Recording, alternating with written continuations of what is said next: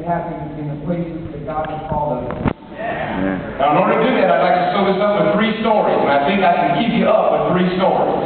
All right? 3 simple stories. Now, I want you to look at somebody beside you, and I want you to say, here's our simple point. I want you to look at somebody and go, if not you, who?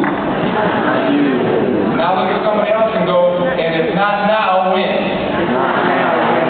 All right? Look at somebody, look at it and say, when you go home, you ain't taking any shortcuts. You think you ain't taking any shortcuts.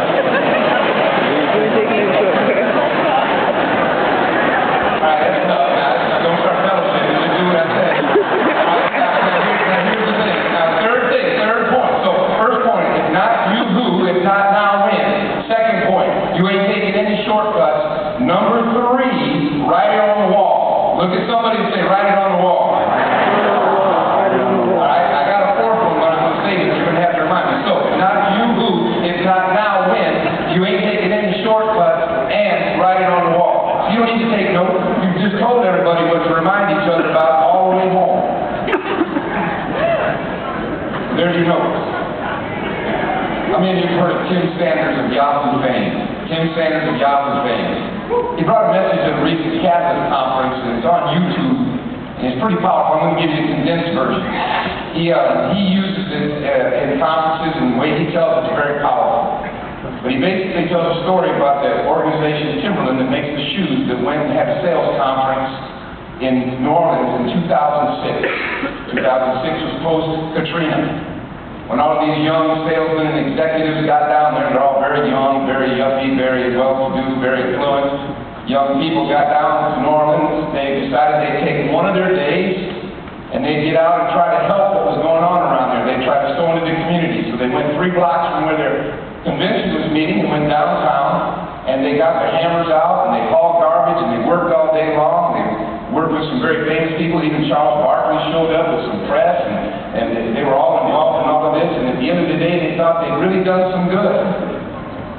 And one of the people that was there said, you know, I think they need to really understand what's going on in the city of New Orleans. Now remember, if you've heard him do this, this is a paraphrase version. I don't have time for the entire story.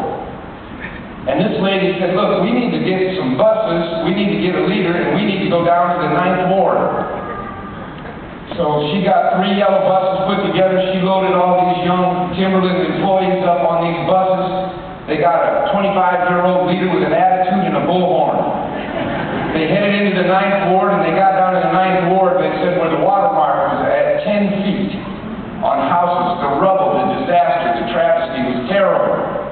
And they kind of got off these buses, and it was a very, very dangerous place. The lawlessness totally ruled there. The law and order had not been restored there at any level.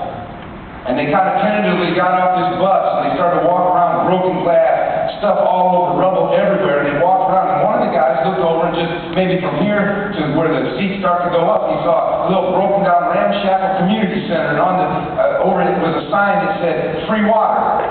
So he knew that there were volunteers working over there, so he walks over there, and he goes into this community center and meets this guy, and he says, you're a volunteer, how long have you been doing this? He said, I've been doing this every day for several months. He said, I live outside of town in a broken down trailer. He said, I used to live here. He said, I live in a trailer that smells like sour cabbage every day of my life. He said, but I get up and I come in and I try to make a difference here in the 9th Ward. And the student, I was thinking of you all, the Timberland employee looked at him and said, was there anything we can do for you to help you? He said, look, I know people. He said, I can go home and write a memo. And we can get you some more water. We can get you some things that you need. Is there something you need? What can I do? And the executive, the leader of the community center, the volunteer looked at him and said, well, we need shoes. And he said, shoes? He said, yeah, have you noticed the ground? He said, we used to be able to wear flip-flops and just sandals around here, but you can't do that anymore. You have to wear boots. It's not safe to even walk around here. The people in this community don't even have the right kind of shoes, and their feet are being destroyed. And he said, that's what we need, buddy. We need shoes. And he said, huh. And the young executive, he was a Dartmouth graduate, leaned down, untied his red Timberland boots. He said, sir, I don't know what I can do. He said, but I can give you these. said, I'll see what I can do, but you can have mine. And he walked back to the buses, having to be real careful where he was going, walking through glass, rubble all over the place, and everybody on the bus was watching him. They're waiting for him to get there. And when he gets on there, the bus coach says, "Where are your shoes?" And he proceeded to tell this coach in front of all these people that were on the bus what had transpired and the story that he just heard. He said, these people need shoes. Nobody in this community's got shoes. And the guy in the community center was standing over near the door, and before he knew it, 15 people got up off the bus and started walking over to the community center. Then the whole bus unloaded. Then the rest of the bus figured out what was going on, and all 3 buses unloaded. Walked over to the community center, walked in, took off their shoes, and made their way slowly back to their buses. 200 pairs of shoes were sitting in the community center. The volunteer got on the phone, got on his cell phone, he said, called one of the places, "You've got to come quick. We've got to guard this place. We've got shoes. You've got to help me keep these things in order. We've got to make sure they don't get stolen. Get down here quick. We've got shoes." And somebody, what you need to do when you get home is go on YouTube, look up Tim Sanders Timberland. At the end of the YouTube, you'll see this picture that was taken. Somebody took their camera out, snapped a shot of all these shoes laying on the floor. And I wish I had it with me because it's very touching when you see all these shoes all across this floor. But what happened was, somebody took that picture that they snapped and they sent it ahead to some people that were staying at the hotel. The people in the hotel started showing it to people that worked in the hotel. It got all over the place before the buses got back. They said it was one of the quietest bus rides of all time, kind of like the one you're about to have on your way home. Somebody stay with the driver. We want you all home safe. All right, now, when they get to the hotel, they start to get off the bus, and waiting there are scores and scores of people that worked in the hotel, that were staying at the hotel, all applauding and clapping as these Timberland employees got off the bus barefoot. And what they decided, they call this at Timberland now the ripple effect.